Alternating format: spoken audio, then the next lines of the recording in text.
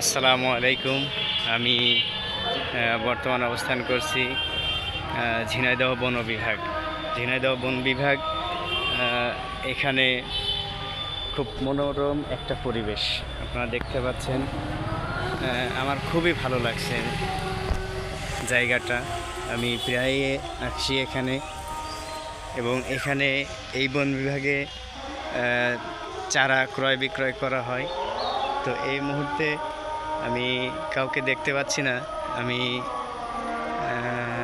যাকে জিজ্ঞেস করে বলবো যে আসলে চারা এখানে কি পরিমাণ বিক্রি হয় এবং কেমন চারা বিক্রি হয়। তো দর্শক বন্ধুরা, আমার খুবই ভালো লাগছে জায়গাটা। দেখছেন আমি একটু ভিতরে যাচ্ছি। এখানে অনেক